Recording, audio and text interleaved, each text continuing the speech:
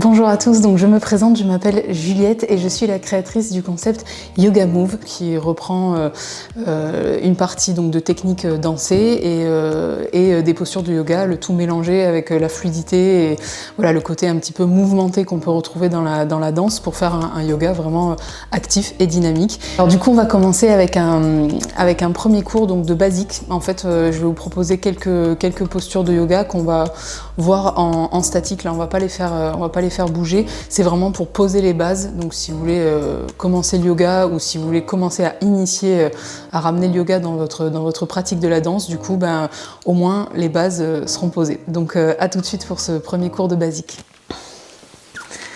Alors, on va commencer du coup donc en posture du lotus. Vous allez venir placer votre pied gauche devant ou bien poser par-dessus en fonction de vos ressentis. De toute façon, à chaque fois que je donnerai une indication, n'hésitez surtout pas à adapter la posture en fonction de ce que vous ressentez dans votre corps. Et surtout, ne travaillez pas avec la douleur. On essaye vraiment d'enlever toute sensation désagréable du corps. Donc, soit posé par-dessus, soit posé devant, soit si ça vous fait mal dans les genoux, vous pouvez écarter les pieds un petit peu plus loin que le bassin. Ou sinon, à chaque fois qu'on travaillera en lotus, vous pouvez toujours choisir la posture de repos. Ça marche aussi, on travaille du coup plus le haut du corps. Donc on va voir une première variante pour venir étirer tous les muscles qui sont autour de la colonne vertébrale, qui partent du bassin jusqu'au crâne, donc le groupe des érecteurs du rachis, mais pas que.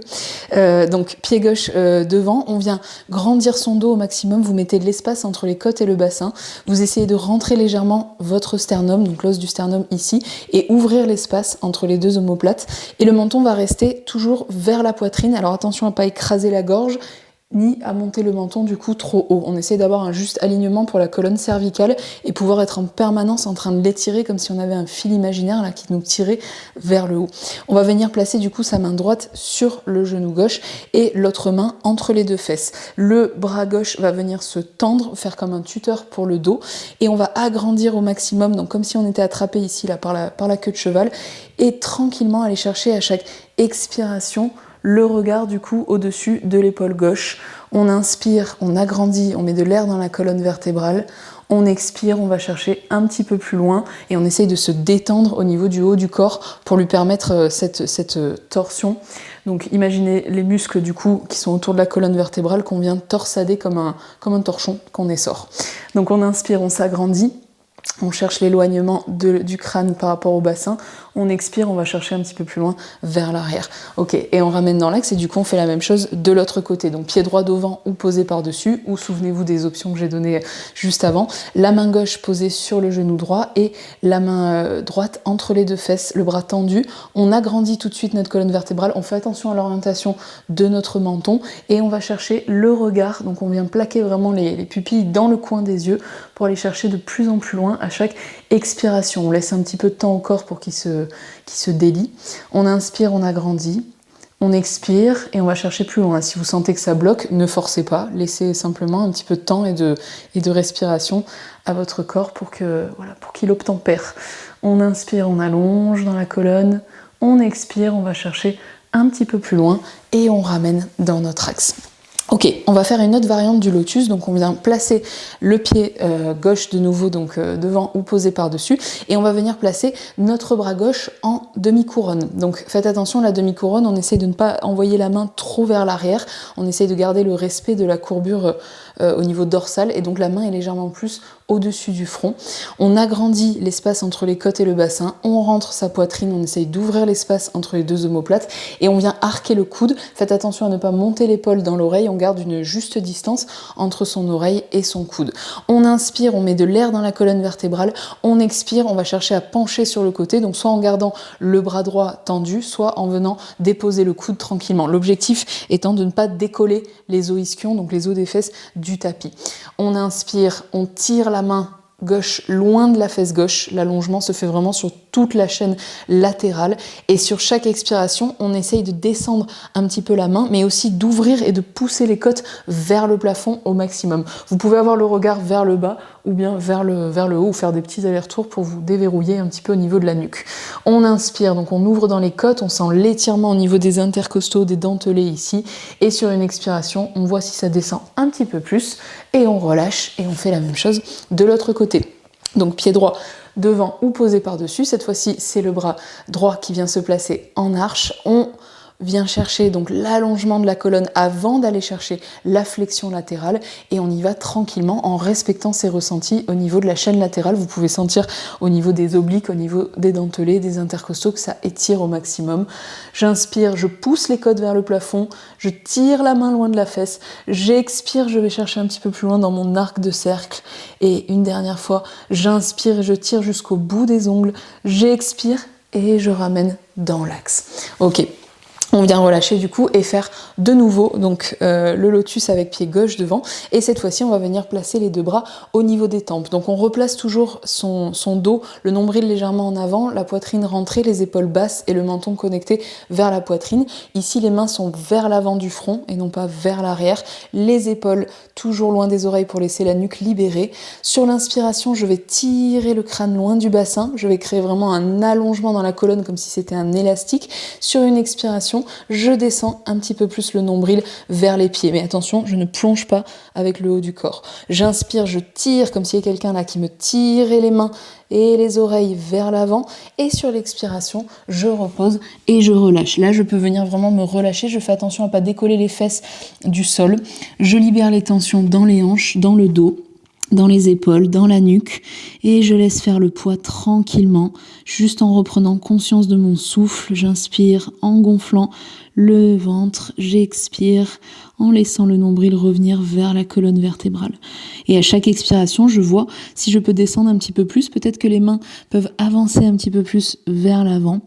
On inspire et sur l'expiration, on vient dérouler tranquillement pour revenir dans notre axe. Et on fait la même chose de l'autre côté. On est reparti avec le pied droit, les deux bras au niveau des tempes, les bras bien tendus. On peut mettre une légère pression entre les deux mains. Sur l'inspiration, on allonge dans la colonne. Sur l'expiration, je rapproche le nombril des cuisses. Je vais chercher tranquillement ma flexion avant. Je peux sentir l'étirement au niveau de la fesse, au niveau des muscles fessiers, des glutéaux. Et sur l'expiration, je repose et je libère complètement. Là, j'ai pas d'objectif, il n'y a pas de tension à mettre pour aller chercher vers le sol. Il faut simplement libérer toutes les tensions physiques et mentales et venir laisser faire tranquillement la pesanteur avec un petit peu de patience et de bienveillance. Vous verrez que le corps accepte de coopérer. On inspire, on laisse le nombril se gonfler, on expire, on colle le nombril vers la colonne vertébrale et on vient dérouler vertèbre après vertèbre. On ramène les épaules et la tête en dernier. Ok, on va passer à une autre posture, donc la posture de repos. On vient placer les deux genoux parallèles. Donc parallèle, c'est votre largeur des hanches. Vous avez la pointe des os iliaques ici qui dépasse et comme ça, donc vous savez que c'est à cet alignement que vos genoux doivent être placés pour être bien placés. Ici, on vient grandir donc le bas du dos, on rentre toujours un petit peu sa poitrine, épaules basses, menton vers la poitrine et l'allongement au niveau de la nuque, comme si on avait un cou de girafe. On va venir placer les deux bras à la seconde. Alors faites attention à votre seconde, on n'envoie pas les mains vers l'arrière ni trop hautes, elles sont plutôt un petit peu plus basses que les épaules et légèrement vers l'avant. Les mains flex, on va venir rapprocher au maximum les doigts des avant-bras et on va venir inspirer, vous poussez comme si vous repoussiez les deux murs là de votre côté et on tire le crâne loin du bassin et sur l'expiration je vais avancer légèrement mon nombril vers les cuisses. Donc j'inspire, je crée un allongement avec le dos et les bras, vous devez sentir vraiment la tension musculaire et l'étirement à la fois dans les bras et expire, je rapproche le nombril des cuisses et je fais attention à ne pas m'affaisser au niveau du haut du corps. Inspirez une dernière fois et sur l'expiration on passe en posture de repos passive, vous relâchez le poids de la tête entre les deux genoux. Vous libérez les poignets sur les chevilles et vous laissez faire. Ici, donc plus le poids de la tête est lourd, plus vous allez sentir du coup l'étirement au niveau de tous les muscles du dos, mais notamment les muscles splénus qui sont placés au niveau de la nuque et qui nous permettent de tenir la tête bien droite. On inspire profondément et sur une expiration, on vient dérouler tranquillement pour revenir dans notre axe. Du coup, je vais vous proposer une autre posture.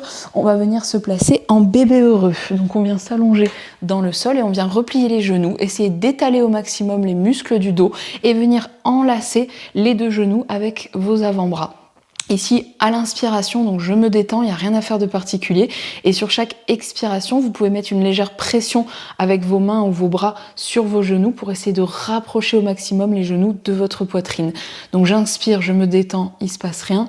J'expire, je presse un peu plus les deux genoux et je les rapproche tranquillement de moi. Une dernière fois, j'inspire et sur l'expiration, je relâche. Du coup, on va venir voir une variante du bébé heureux. On va venir tendre les deux jambes vers le plafond. Alors, si vous êtes trop en tension musculaire là au niveau des abdos, vous pouvez, puisqu'on va travailler surtout la chaîne postérieure des jambes, vous pouvez mettre vos mains sous les fesses pour rétroverser un petit peu le bassin ou vos poings. Voilà, donc en fonction de vos ressentis, l'idée c'est d'avoir les jambes perpendiculaires au sol sans trop forcer avec la ceinture abdominale, puisque là ce n'est pas l'objectif. Sinon, paume de main plaquée dans le sol, et on va venir flexer les pieds à fond, donc vous allez pousser les talons vers le plafond, essayer d'avoir les jambes verrouillées au maximum musculairement, inspirez. Et sur l'expiration, on va pointer et on va rapprocher tranquillement les deux cuisses de soi. Encore une fois, je flexe, je pousse les talons vers le plafond. J'expire, je pointe, je me détends et je vois si les cuisses peuvent se rapprocher un petit peu plus du buste. Et une dernière fois, je flexe et je pointe et ça se rapproche. Ok, et je relâche. Je vais allonger du coup ma jambe droite dans le sol et je vais venir attraper mon genou gauche, donc libérer complètement le poids du corps dans le tapis et n'actionnez uniquement que vos mains, que vos bras pour venir rapprocher tranquillement le genou de la poitrine. Ici à l'inspiration, je vais pousser un petit peu le genou dans les deux mains, faire une petite contre-résistance là entre les mains et le genou, et sur l'expiration, je me détends et c'est que les mains qui continuent à faire venir du coup le genou. Donc on a un petit contract-release ici, on contracte sur l'inspiration, on met de la résistance musculaire, à l'expiration, on se détend et on rapproche le genou un petit peu plus près de soi. Ok, et on relâche du coup la jambe gauche et on fait la même chose avec la jambe droite, avec le genou droit. Donc tout le reste du corps est complètement détendu. J'inspire, je pousse le genou dans les mains. J'expire, je me détends et je rapproche le genou un petit peu plus près de la poitrine. Et j'inspire, je pousse le genou dans les mains. Je mets de la résistance musculaire. J'expire, je me détends et je rapproche tranquillement le genou de moi. Ok. Ensuite, donc on va venir faire la demi-roue. Donc on va venir reposer les deux talons au sol, essayer de rapprocher les talons près des fesses. Déposer le buste, donc étaler vraiment les muscles du dos dans le tapis. Faites attention à avoir la nuque pas trop coincée, donc pas trop écraser la gorge ici. Et plaquer les deux mains dans le tapis. On inspire, on va venir soulever le bassin du sol, donc le plus haut possible. Et on fait attention à ne pas ouvrir les orteils ni les genoux. On garde une bonne parallèle au niveau des jambes. Inspire, on va tirer les genoux loin des épaules. Donc on crée un allongement sur toute la chaîne antérieure du corps. Expire, on va engager les glutéos, donc les muscles fessiers et les ischios pour pousser le bassin le plus haut possible. Vous pouvez vous aider aussi des mains, ça répartira un petit peu la pression entre les pieds et les mains. Inspire, on tire les genoux loin des épaules. Expire, je pousse dans le sol avec mes mains, j'engage le centre pour monter comme si j'étais tirée là, aspirée au niveau du pubis vers le plafond. Et tranquillement, je vais dérouler vertèbre après vertèbre pour reposer en dernier mon bassin dans le sol. Ok, on va voir du coup une autre posture. Donc, on va venir soulever les genoux ensemble et on va venir les déposer, les laisser tomber donc sur la droite et venir poser du coup le bras droit sur les deux genoux. Ça va les plaquer au sol. L'idée, c'est d'avoir vraiment le poids du corps au niveau des jambes et qui reste lourd du coup dans le tapis. Et ici, je vais venir ensuite développer mon bras gauche pour aller chercher le regard en torsion vers la main gauche. Attention, le bras pas trop haut, on le laisse un petit peu en dessous de l'épaule. Ici, j'inspire, je fais rien de particulier et à l'expiration, je vais simplement essayer de tourner mon nez pour vraiment faire une torsion. Donc là, on va tout étirer au niveau de la cuisse, de la fesse, mais aussi donc tous les muscles du dos, comme au début du cours quand on était en torsion. On va venir faire comme un torchon qu'on essore et à chaque expi, on va chercher un petit peu plus loin avec les yeux et le bout du nez. Ok, et puis on peut revenir repasser par le centre et faire la même chose de l'autre côté. Donc les deux genoux ensemble, la main gauche posée, donc qui pousse un petit peu contre les cuisses, et le regard qui va venir se placer au niveau du bras droit tendu. J'inspire, je me détends, j'expire, je vais chercher un petit peu plus loin avec le nez. Donc il y a vraiment juste la nuque qui bouge, la tête qui bouge, le reste du corps est complètement immobile. Inspire profond. Et sur l'expiration, je vais chercher encore un petit peu plus loin et je ramène dans l'axe. Je peux venir attraper mes genoux pour venir me replacer. Et on va voir du coup donc 3 dernières postures. On va travailler le chameau. Donc on va venir se placer à genoux, les fesses au-dessus des genoux ici. Et toujours les genoux, donc largeur bonne parallèle hein, en fonction de vos os iliaques, de votre ouverture de bassin. Ici, on place les bras au niveau des tempes. On va agrandir au maximum, mettre de l'air entre chaque vertèbre. Imaginez vraiment les vertèbres qui s'espacent les unes des autres, hein, avec les disques intervertébraux qui viennent être étirés au maximum avant d'aller chercher une légère arche. Donc pour la arche, on va faire attention à commencer bien placer les bras au niveau des tempes, les mains qui tirent vers l'avant sans emporter les épaules dans les oreilles. Et on fait attention à ne pas sortir déjà sa poitrine vers l'avant. Ici, je vais pousser légèrement le bassin vers l'avant et je vais emporter ensemble la poitrine, les bras et la tête. Donc il n'y a pas de bras qui partent d'abord ou la tête qui casse ici, on y va tranquillement. Sur chaque inspiration, je remets de l'espace dans la colonne vertébrale, je tire la tête loin du bassin, j'expire, je pousse le bassin en avant pour me permettre d'emmener ensemble la cage thoracique, les bras et le visage. Ok, j'inspire une dernière fois. Et sur l'expiration, je ramène. Donc, si cette option est un petit peu trop dure pour vous, vous avez toujours la possibilité de mettre les doigts, les pouces là, au niveau des os iliaques, et c'est exactement la même mécanique. Vous pouvez pousser le bassin et du coup vous emportez ensemble. La connexion se fait entre le menton et le sternum. Faites vraiment attention à ne pas relâcher complètement, puisqu'ici on cherche à garder toujours la colonne cervicale allongée, ne pas casser hein, pour pas pincer les disques intervertébraux, mais aussi muscler les muscles splénus, ce qui nous permettent de garder la tête bien droite. Ok, donc je prends une autre posture. Donc on va venir faire la sauterelle, on va venir se mettre à plat ventre, pointer les deux pieds, coller les jambes ensemble, venez placer les bras au niveau des tempes, donc les bras vers l'avant. On inspire bien profondément et sur une expiration, je vais soulever les pieds à l'arrière en gardant les jambes bien tendues, les pieds bien pointés et je vais soulever ensemble les tempes, les épaules et les bras pour venir se placer ici en posture de la sauterelle. Là, à l'inspiration, je vais chercher à tirer les orteils loin des mains et à l'expiration, je vais soulever un petit peu plus le haut du corps et le bas du corps pour aller chercher un petit peu plus loin. Et puis, je peux relâcher tranquillement, poser mes mains à côté de la poitrine et revenir à genoux.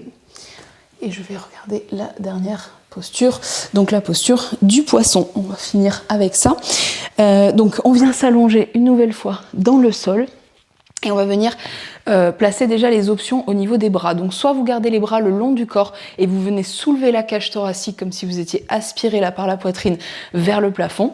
En option 2, on peut venir placer les coudes sur le sol, faire attention à avoir toujours les épaules loin des oreilles. Et là, on peut relâcher du coup au niveau de la nuque. Donc là, laissez vraiment pendouiller. Il n'y aura pas de problème de pincement ici puisqu'on a le poids du crâne qui va nous l'attirer vers le sol.